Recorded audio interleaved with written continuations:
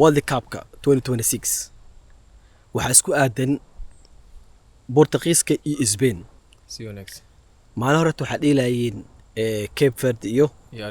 Argentina ani waxaan ku dhahay Cape Verde inay soo baxdaa rabaa sababtoo waxa uu sameeyay in wadamo badan Afrikaan inay mataqaana finalka imaadaan si mataqaana Janis u helno qaaradda Afrika in oo wadan kamid ah Afrika oo qaado ما قاضي كرنيه اي okay hadda Morocco mataqaana waxa joogtaa quarter finalka joogto اي okay cawada waxaa dheelayso Spain iyo Portugiiska waxaa dhahda adiga Spain aa badinayso Portugiis waa laga badinayaa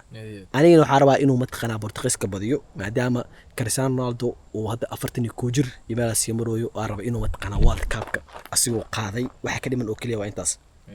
inuu fadhiisto adina waxaa tiri ma qaadi karo ما قاضي كرا sababay because كريستيانو رونالدو دخوبنو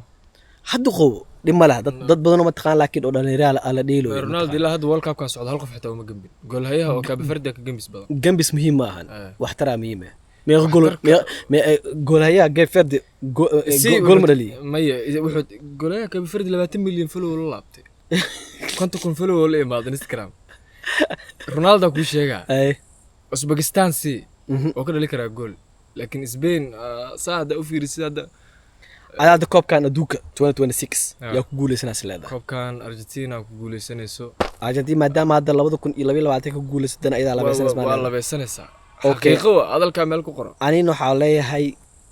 Spain hadaysan qaadin Portugiiska hadaysan qaadin waxa u rajeynayaa inay Morocco qaado مروكو افريقيا حتى ميل منطقه ميل anaa ku dhahay Morocco qaadayso مروكو horta 16 فرنسي ku dhacayaan hada ma fahanti wareeg 16 mi horta masii quarter final quarter finalka waay quarter final ku soo harayaan kadib ma taqaana semi finalka finalka way iska celi karaan aniga afrikaan ahaan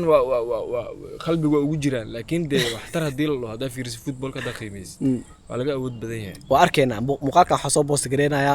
maalinta oo insha Allah maalinta koobka oo la qaado ma Portugiiska markay haraan Portugiiska ciyaaraan anyways marka koobka la qaado soo bandhigaa markaas kadib adiga wixii markaas qofkii qaado markaas la ogaanaya okay Argentina qaadaysa koobkan hadii qaadayso France way qaadi ana waxaan ku dhahay Portugiiska ama Morocco وبالله توفيق اوكي بالله واركنا اي تشاو